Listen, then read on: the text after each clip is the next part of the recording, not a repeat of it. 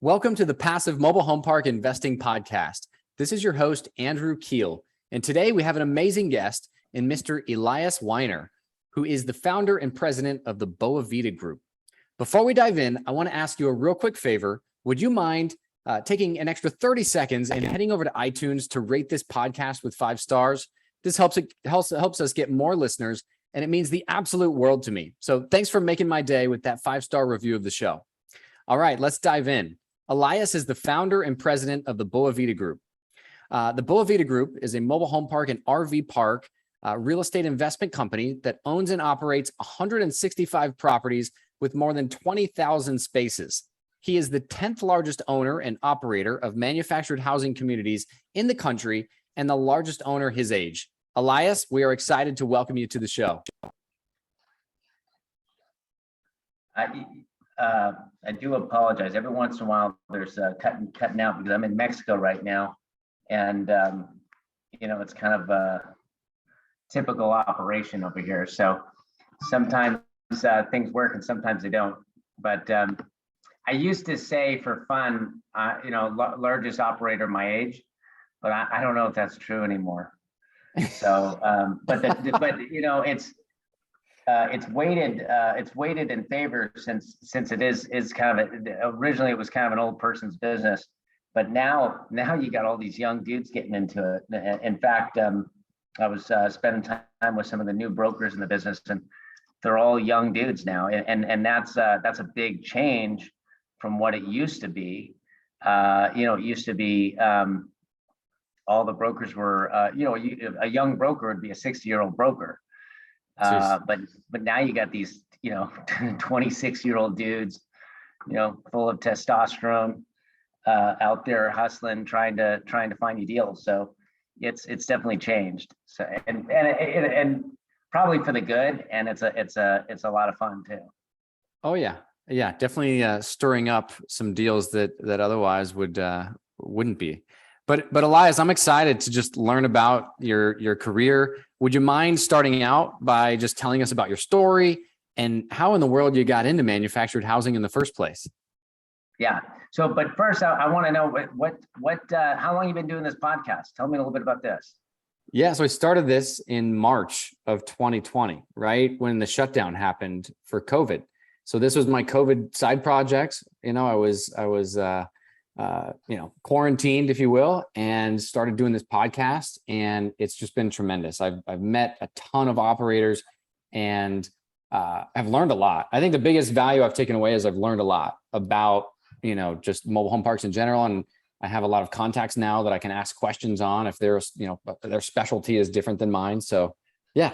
And what's your rundown? You've been buying parks for how long?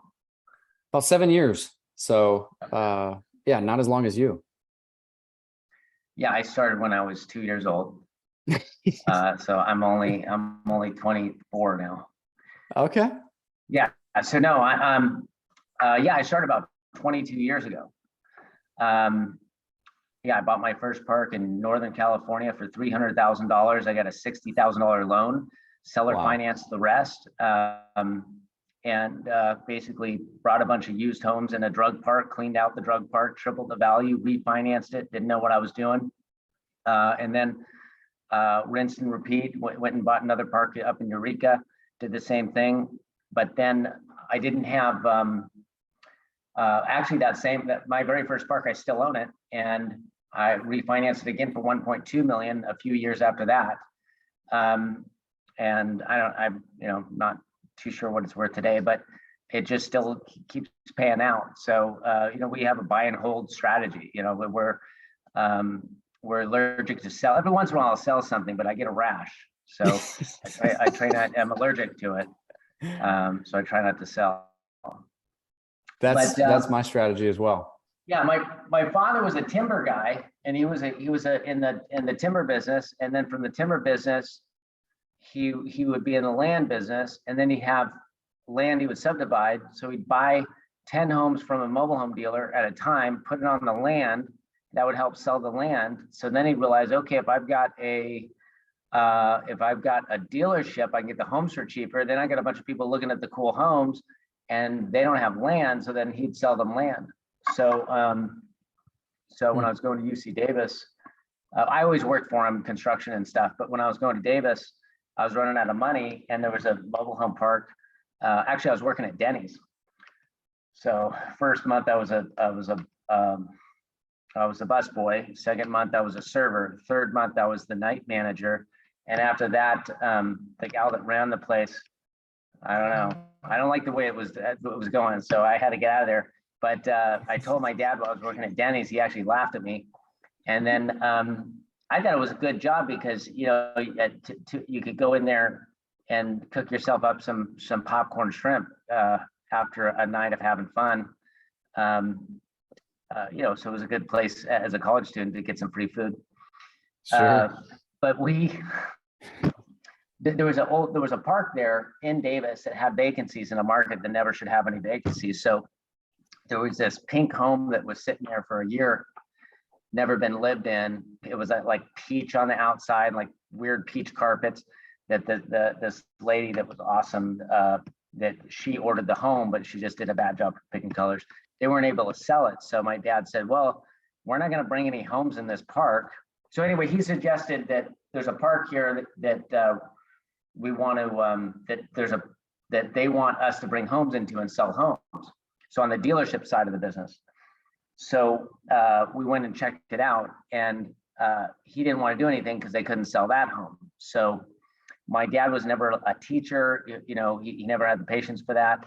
But I would always, everyone in his real estate office, I would just sit there, and even the chain smokers and stuff, I would just try to absorb everything I could from them. And what I would do is, so any little nuggets I could get from them, but they taught me how to sell. So I went and placed an ad in Davis, how much down, how much a month, you know, 2-bedroom, 2-bath. And the phone started bouncing off the table, and I sold that home really quick. So anyway, that summer, I basically sold like 12 homes. I went over to the apartment complex that I lived in South Davis, and you're not supposed to do this, but I put all these notices up on everyone's door, said, why rent when you can buy? And with my phone number, and I sold like 12 homes that way over the summer. And the guy that managed the place, he came over. He's like, you can't do this, but he was kind of a different character too, so he kind of let me get away with it. So that was my first kind of, and I sold the home so fast that we weren't selling for the right price. We weren't making what we thought we were supposed to make. And my dad was trying to figure out the land home business, and I didn't have the resources, so I went out and bought a truck and learned how to set the homes up with crawling underneath the homes, putting them together, doing everything wrong. So I had to, you know, get my own construction crew and stuff like that. And, you know, kind of fast forward the story. I ended up starting my own company with an old partner in the Bay Area, because the Bay Area business, San Francisco Bay Area business was a different business. You go and buy a home for $40,000, you take that home, throw it away, and you go buy a brand new home from the factory for $40,000, put that in the space, but you would have a storage agreement for the lot. You know, today those same parks are probably $2,500 space rents. Back then they were $650 space rents. Jeez. So then and so spend $20,000 fixing the home up or setting it up, and then you'd sell it for $150. So you're flipping homes in parks. In Bay Area parks. So that was a good business, but it was very capital intensive business. So and then all those homes we were throwing away, we ended up taking up to that park in Oroville, California, and filling up that park with those nice used homes. And so that was kind of the first. I think it was. I don't know what year. What I bought the first park was 2001 maybe. Wow. And then 2007, 8 came along. We started figuring out how to raise money with investors, and started exploring outside of California, and just kept growing it. And now actually we're at I think 176 properties, about 23,000 spaces, and Wow. and we probably have this year we've probably closed I don't know well over 100 million, maybe 150 million of deals, and we have about another 100 million under contract. So, wow, that is amazing. I mean, that is really cool. I mean, so there seems to be like a huge jump from your first park into raising money. And I mean, maybe you could just tell me, where I'm at. I'm doing individual syndications. Are you doing like a fund for your? Yeah, so we used to portfolios? do that. I did that all the way till 2018, and the challenge was what would happen is we don't sell, we refinance. So we'll go in there, solve the problems, increase the value, and then refinance and get all the money back first to the investor. And what we do is we don't charge any acquisition fees, disposition fees, asset management fees. I'm not a big fan of the fees. I understand why people do them. But the incentives are bad. You're incentivized to buy stuff and to sell stuff, not to solve real problems and create real value and hold forever. So, but because of that, in 2018, there were just too many refis and too many people that wanted to, they were getting money back and they wanted to put it back in with me. So my money kept getting bumped. So 2017, 2018, I wasn't able to put my money to work as much as I could. I mean, there was plenty of home run deals that I didn't put a dime into that I wanted to. But investors didn't want me to. Most syndicators, they want the syndicator to put money in. That's not typical for me. So because we have a really good track record. So what I decided to do was basically use my money to build a team that could source deals all over the country and get more comfortable with all these other markets. So when we did that, that kind of opened up to okay, so now we can have the deal flow. But the other issue is if you're making money on a quarterly basis and then you're having all these random, every quarter now it's several refinances. So I like to call them, you're harvesting these properties. And so what we wanted when I spoke with a lot of investors was a vehicle where we could put our money in throughout the year as we got money. So I opened up a fund that's pretty much open from like April to the end of the year, that people can just plug their profits into and invite their friends, and then hopefully we'll look at 1,000 deals, see if we can find 20 or 30 deals that make sense.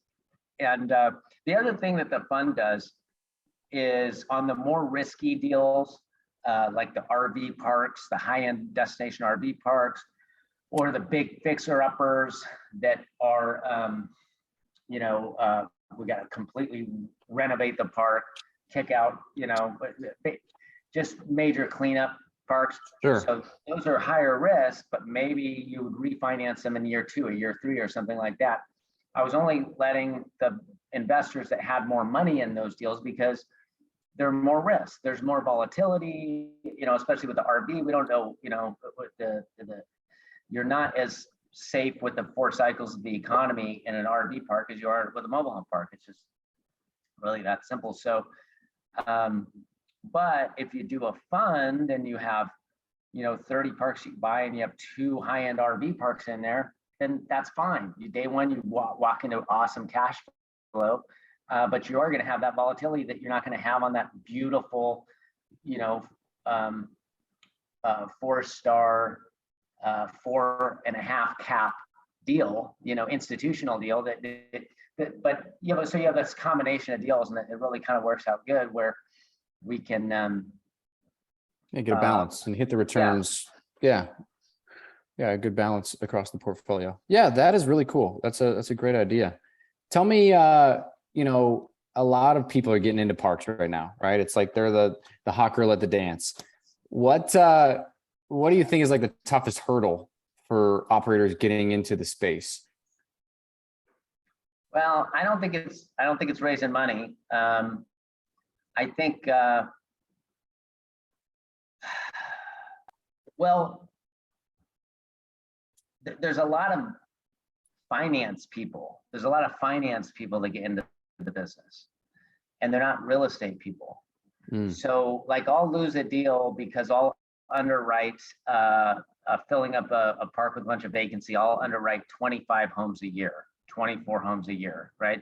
So, you know, I have 1,000 homes on order from the factories right now, right? I'm probably top 5 in home orders in the country. So, so if you find that someone's underwriting, bringing in 90 homes in a year, like, they're probably not, you know, they probably don't understand how that works, especially in today's world. But I've literally, you know, had people outbid me by $1 million on deals because they're underwriting it right like that. So I think that, you know, it's tough because like Charlie Munger says, invest in a business that an idiot can run, because at some point an idiot will run it. Well, that's the beauty about this business. It's, you know, we think that we're really good operators, and because we started in the mobile home dealership side of the business, we think we can really do a good job underwriting these. You know, we understand like dealing with contractors and how long things take, and you know, so to properly underwrite solving those problems. But I've bought from other syndicators and they've made a huge profit and they did a terrible job, right? So, but they still made money because their supply and demand is so much in our favor. And it's kind of almost like a sad thing, because if we could build more parks, if affordable housing was if the government would get out of our way and we, you know, with the permits and fees and it just doesn't pencil, then we could just add more housing and maybe our rents wouldn't go up as much, but that'd be okay because we could build more and there'd be more opportunity there. But so supply and demand so much in our favor in this business that you can be kind of a, you know, yeah, an idiot and still make money. So which, yeah, that's true. Yeah, I love Charlie, love him in so Warren's I don't book. have a whole lot of advice, except for, you know, the more that you can get involved in the beginning on like how the dealership side of the business works. I've got a guy, Chris Lemos, that works for me. He is a rock star, and when he came to work for me, he you know, he was willing to do anything I asked to get in the mobile home business. I mean, he did the research, young guy, hardworking, great work ethic. And he wanted to figure out how he could, you know, who he could team up with to get in the business. And so I had him do mobile home sales. So the sales side of the business, and now he runs our sales division and so we have a 3-person titling team for do home titles. We've got, he's on these weekly meetings with on-site managers, regional managers, just, you know, making sure that, because the only reason that you're not selling a home, because if there's a vacant space, there's nothing there. That's the difference from a vacancy in an apartment. You can, if you would let someone be in a tent on your space, then you could fill it. So you just have to get the home there, get it move-in ready, you know, and then if it's not selling, it's your fault, right? And it's always something really silly, really stupid. You know, the marketing isn't hitting it, like it's getting ghosted, or, you know, there's always something that if you ask enough questions, you figure it out, and then all of a sudden it sells, you know, or it leases up. So, but, you know, he's responsible for, you know, having 1,000 homes on order. And I mean, I don't know what our monthly sales is, but it's a big number. 1,000 homes on order. That's insane. Tell me about your organization. Tell me what other team members you have to run that type of, you know, property management company. I take it you manage all in-house, right? Yeah, mostly. We use 2 other So of 176 properties, there's, I want to say 26 of them that we third party. We also work with M. Shapiro and TrueBuilt. They've done a great job for us in specific areas that they specialize in. So that's, so we don't really have an ego about that. If M. Shapiro's just going to have better relationships than us in Michigan, yeah, but basically we've got team kind of zone leaders that work with all of our regional managers across the country, and then we have and I've got an open door policy. I'm available to anybody at any time. As you probably, I don't know if you noticed or not, but people sometimes say they can't believe how easy it is to find me. I think my wife was complaining about that though. We've got like our acquisition team. We've got a great guy running that, but we've got about it's a 4-person acquisition team, and we've got 2 full-time loan just great loan people. All they do is refinance and acquisition loans. Jeez. I mean, if you can imagine, we're refinancing 10 parks a year or more.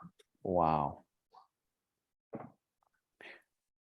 That's awesome, man. That is so cool. How has your mobile home park investing strategy changed over your years in the business? Maybe what did those initial parks look like? And then, has it changed at all? Are you still buying the same quality, the same size, that kind of stuff today? Well, I'm trying, I've been buying a lot more bigger, nicer stuff. And, but at the same time, if it's not available, then it kind of depends. Because when you look at your team, what you don't want to do is go buy a big construction project in a place you have no resources. That'll put you in a lot of trouble. I see other people doing that, and I make the joke that, oh, okay, there's a park I'm going to be able to buy in like 5 years. But and I'm kind of kidding, but I'm kind of like, because I know the pains of the development side or the the renovation of these parks, and how wrong you can be on your underwriting, and there's no like cost controls right now. I mean, tell me tell me you underwrite something today and it's going to be like that. You have very little control. So yeah. But if you see a team member or a regional manager and they're crushing it in their state, or they've got 7 to 10 properties, and it's just like smooth, and they're just succeeding, and they're ready to, and then there's an opportunity in that area, or maybe it's a big fixer-upper that you think they can handle. So we look at it like that. So, which is nice with the fund, because you can just kind of mix up different types of properties, So we'll buy a 2-star park and turn it into 2.5-star park. Like, that's the best it'll ever be. It'll get repaved, it'll get painted, it'll get some tougher cleanup notices, but it's a trailer park. Sure. And then we have mobile home parks. We have really nice mobile home parks, and then we have really awesome manufactured home communities. But if we can go in and make it cleaner and safer, and give the residents value, and also create value for our investors, and then we do the deal. So we're not checking it, because I have no intention of ever going public or anything like that. So it's not it doesn't have to look a certain way. Sure. So I would say that my investment strategy,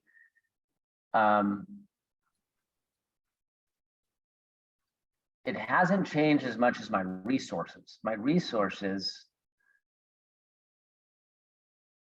have changed, so that maybe the most discipline I need is to not do a small deal, but it's kind of hub and spoke. If they can handle it, like right now in Arizona, I've got a park under contract that's right next to another park that I know my manager, the on-site manager, is doing a phenomenal job. And I know she's probably a little bored, and she'd love to get a pay raise. So why not give her a pay raise, give her that other park? On our revenue, it's not going to move the needle, but Will I be able to increase the value of that park by 50% in the next 5 years? Yeah, no problem. So it still makes sense to do it. And I think the whole, like that part of the team would be happy to do it. And that's kind of the feedback that we got. So I think I'm different in that case where I'm not like looking at, because I'm not looking to create like the perfect portfolio. Sure. And that's like the perfect mobile home park is not, when people like drive through a beautiful senior park and they're like, okay, I'll pay more for this. Okay, but you're just buying a bunch of problems because they don't have anything to do except for go to the office and complain. So the best, but also when the economy gets tough, that's the toughest park to sell homes in. So even though it's a beautiful park, it's only seniors. So what you really want is you want an all-age park with new single wides and old single wides, but you want everything nice. New single wide, but you can make it nice. You can put the money in, so old single wides, new single wides, old double wides, new double wides, all age. Now you have a price point for everyone, right? Mm-hmm. Yeah. So what about the utilities? Do you get picky on utilities at all? Like in your perfect mobile home park, is that, city utilities, obviously? I'd say I'm more picky now. I'm more picky now. We have tons of parks with well and septic, in probably one of the toughest states, California. So, when I go out of state, I'm typically going bigger and I'm going less private, more public utilities. Yeah. Wow. But that's awesome. Think about it like this: the perfect attorney is not the attorney that says there's risk, don't do the deal. Like they would have a business mind. They would say, there's risk, and here's what the risk is worth. Right? Smart. So it's the same thing with the well and septic. If you can figure out, if you can get a $2 million discount on a $500,000 problem, then you just made $1.5 million. And I like $1.5 million. Yeah. Yeah, I think most people would. Yeah, that's a great way to look at things. Tell me about the value add. 1,000 homes on order. Would you say infill is still the toughest value add component? And 25 homes a year per park, is that a good average? What type of boots on the ground personnel do you need to accomplish that? I think that infill is the easiest. Wow. Yeah. So if you can find a nice clean park with a bunch of vacancy and all you have to do is fill it up and supply and demand is totally on your side, then that's the fastest way to double the value of the park. And it's kind of the easy. The other way is, you raise rents and upset people. So you really have to take your time. Right. And then the other way is passing through the utilities, installing water meters, making sure everything is itemized, just like your house and my house. But the bringing homes in, that's why it's so important to have that dialed. And it's more about a lot of people, they're trying to save too much money hiring bad people, bad contractors. Have you had that issue? Oh yeah. I've infilled, and I think most of our parks are in the Midwest. So we're dealing with a more chuck in a truck type of contractor most often that has a side business that installs mobile homes and maybe has a toter truck. So I think it's just making sure we're following up and managing them appropriately so that we're getting what we're paying for. But yeah, we've had bad experiences.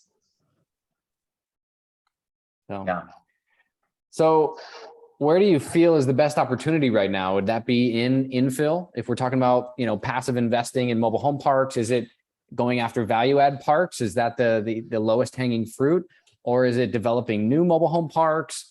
What do you think is the best investment opportunity? Well, I don't think developing new I think it's too tough. Okay. I look at it every once in a while because if I get a slow day or something, but but that's not that's too tough. I think you just have to be open, and you gotta just keep looking at different deals. There's this saying that you make the most money on the deal you don't do. So have you heard that? I have, yeah. Yeah, I don't like that saying. I think it's stupid. Because think about all the deals that you didn't do in mobile homes that you would have made money on. So let's say there's one of those deals and you lose all your money, 100% of your money, but then you did all those other deals. So the max you could have lost was 100% of your $1 million in the one deal. But if you did the 9 other deals that you looked at that you should have done, what if you 5x'd your money in just one of those deals? And then you just made decent money on the rest. So the biggest risk is not doing anything. It's just sitting there idle. I think of money as like, I don't care about it that much. I think about it as it's sitting on the counter underneath the heat lamp. You're in the diner and they put the money up there and the heat lamp is just cooking it and it's getting all nasty. And the longer you sit it there, the more worthless it becomes. So what you have to do is you have to look for a good enough deal. Like, what's the best deal that you can find at the time? And because people are concerned about opportunity cost.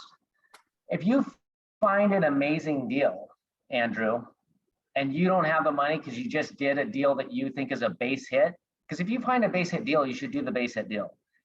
But if you're only looking for home run deals, and maybe you'll only find home run deals, but maybe it'll take you 5 years. But if you come to me and you say, hey, I found a home run deal, I want a partner, and then it's such a good deal, you just negotiate whatever deal you want with me, right? And because if you find a great deal, the money will be, you can find the money.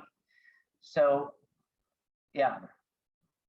That's good. That's a really interesting perspective. I think I'm naturally just more cautious, and I was telling someone earlier today that every mobile home park we've bought, we've added 3 to 10 items to our due diligence checklist. And it's just every single deal, and we haven't done 100, but we've done, 33. And every deal we've added a handful of things to our due diligence that we learned that we didn't check. And so I would love to, maybe hear about your processes and due diligence and maybe some mistakes you've made. That's good. And you should have all those, but you shouldn't, none of them on their own should be a reason not to do the deal, but they should all come with a value of what you need, because value matters. Like price that you pay today matters. That's why interest rates, inflation, recession, none of that matters. It's what you pay today for the park.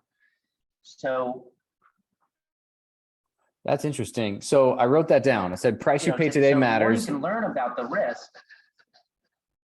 Yeah, I said, price that you pay today matters. And then I wrote down, about your comment about the attorney, here's the risk and here's what it's worth. So what do you project for rent growth in some of these markets? How do you project that? Do you base it off of inflation? Do you base it off of apartment rents? How are you basing? I look a lot at apartment rents. I look a lot at apartment occupancies, because when you start looking at mobile home parks, it doesn't necessarily mean anything. That's what they've been owned for 30, 40 years for the same people, and they're doing $5 rent increases every year. So you got to look at occupancies.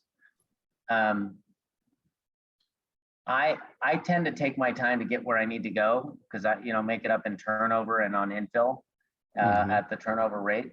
So, but I'll typically figure out what I think the true market rent is, and then I'll make sure that I'm there or just past there in year 5.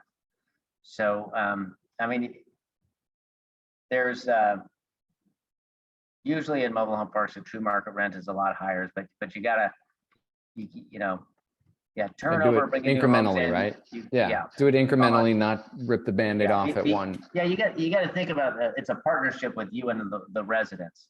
So you don't want to ever put them in a bad situation, but you got to get them to market at But if you can do it over 3 to 5 years, then that's how you do it.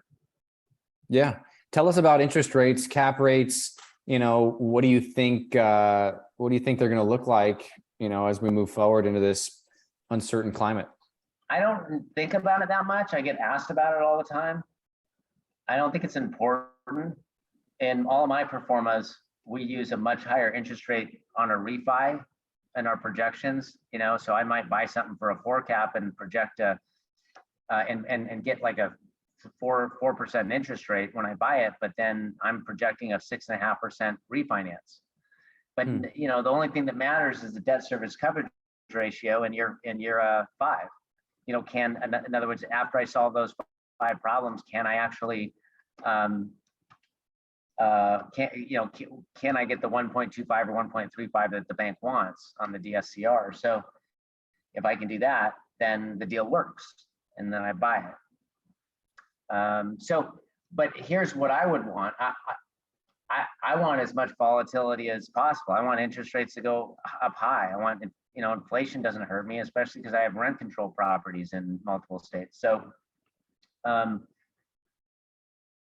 I'd much rather pay a higher interest rate today and a lower price today. Sure. Than a lower interest rate and a higher price. That's where it goes back to, the price you pay today matters. That's a good point. Yeah, that's interesting. Because, and that goes back to the finance people getting in the business, because they're finance people doing real estate, okay? And then there's real estate people that need to understand finance, and that's the difference. So, and I'll even take that one step further in the business that you and I are in. We need to be mobile home dealers, and most mobile home dealers never figured out the park stuff and got rich and went bankrupt. It's horrible that how much money they made and how much money they lost, and they never figured out the park side of the business. They just wanted that quick check, right? So if you understand the dealership side of the business, and then you understand the real estate side of the business, then the finance. But the problem is with those other people coming into the business, they're finance people, and then they get into real estate, but they don't know anything about the dealership side. So for them, they're making that, I don't know if arbitrage is the right word, or float or whatever, but they're trying to. So a lot of them can't do deals or are backing out of deals or ask for price reductions because of interest rates. Well, if in interest rate, I'm not planning on having that loan for more than 5 years anyway, hopefully. So charge me 7.5. I don't care today if I'm getting something that has 50 vacancies and I think I can fill them and double the value of the park. Who cares? So yeah, it changes everything. Yeah. Wow. Hey, by the way, you're not going to let anyone watch this, right? No, just a few people. That's all. We don't want anyone to know this type of stuff. Yeah, this is top secret. We want everyone to stop buying. Don't buy anything. Interest rates are going to crush you. Yeah, mobile home parks are terrible to manage. They're hard to manage. Recession. Yeah, if you buy mobile home parks out there, I want you to, before you go to bed every night, do a little mantra that just tell yourself that the recession is coming. Don't buy anything. Cash is king. Cash is king, and just stay out of the market, out of the mobile home park market. Yeah. Let me ask you this. This is one question I ask all my guests. What do you think are the most important things that passive investors, we're talking investors in your fund, what do you think they need to look out for and know, before they invest into mobile home parks? They need to know before they invest in mobile home parks. Like most important. Well, I don't think it's anything different. I think that the operator matters. Buffett years ago, used to travel around and actually visit with the managers, before investing. He'd know, so when you have access to someone like you or someone like me, and they can come into the office and meet us and see the operation and stuff like that, I think that's important. But also, you got to look at how they're compensated. You got to look at because if someone's collecting a 4% acquisition fee, a 1% asset management fee, and then the split's bigger, but But the problem is they're incentivized when they need money. I mean, I literally know a guy who's a really great guy to hang out with and talk to. But every time he needs to buy something, big ticket item for his personal life, he buys something, he buys a park or he sells a park because he just collects fees. You know, so it's not about the long-term, creating long-term value for everybody. So, but here's the beauty of real estate investing is that it is a very, so first of all, multifamily, whether it's apartments or mobile home parks, are one of the most predictable, safest type of real estate investing. And there's always going to be a you know, recession, recovery, expansion, hyper supply. Once you get to affordable housing, like you're doing good in all 4 cycles. So the investor really needs to, you know, if they understand that, and even if they don't, the great thing compared to like the stock market is they can't push a button so easy to sell. And that's a good thing. Now, if you could make it the same thing for the syndicator, right? So because what happens is you end up making kind of go, you know, you end up making 1x on your money or 2x on your money instead of 10x on your money, right? Because the long compounded growth comes, you know, in something where supply and demand is 100% on your side, it's inevitable. So, long compounded growth, inevitable. That's what I just wrote down. I love that. You know, Keith Wasserman, I think is his name. Guy I follow on Twitter. Does that name ring a bell at all? I think so, yeah. You don't know him? Oh, well, that's what he talks about on Twitter constantly, is how he does a bunch of apartment stuff. It's long compounded growth. You can't beat it, right? Like it's gonna happen. So love that. Over the next 5 years, like give us your prediction. You know, what's gonna happen in the market? What's gonna happen with mobile home parks? Do you think there's any new tiny homes or any new new invention that's gonna put mobile home parks out of business? No, to the last thing, tiny homes have always been a thing that people thought was cool. With, you know, when I first started in the business selling park models in RV parks, more than 22 years ago. It's just not.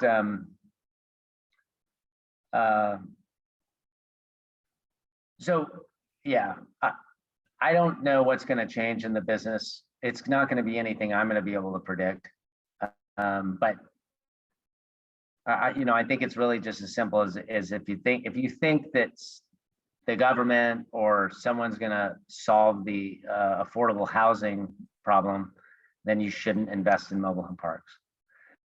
So, and if you think that there's probably no chance of that, then you're probably pretty safe investing in mobile home parks. So it's a good way to look at it. Yeah. That's a good way to look at it. Well, thank you so much for coming on the show and dropping all these golden nuggets. What would be the best way for someone to get a hold of you if they would like to do so? Yeah, you can reach out to the BoaVida. Basically, if you go to our website, the BoaVidaGroup.com, capital B, capital V, the BoaVidaGroup.com. You can also email me directly at Eli at the BoaVida Group. And if you're interested in investing, we get you set up with our BoaVida 2022 fund presentation, and that'll answer a lot of questions. And then you can actually hop on a Zoom call with me. So, but yeah, we're pretty easy to find. Awesome. Well, thanks for taking time. I know you're at a surf camp right now in Mexico, so really appreciate you taking the time to hop on here and join me for the podcast. Yeah, this is fun. I always like talking about mobile home parks. And when I go on these trips, I'm usually just surfing my butt off in the morning and then working most of the day. But it just so happens that I got kicked out of the water this morning because I started seeing lightning, and that scared me.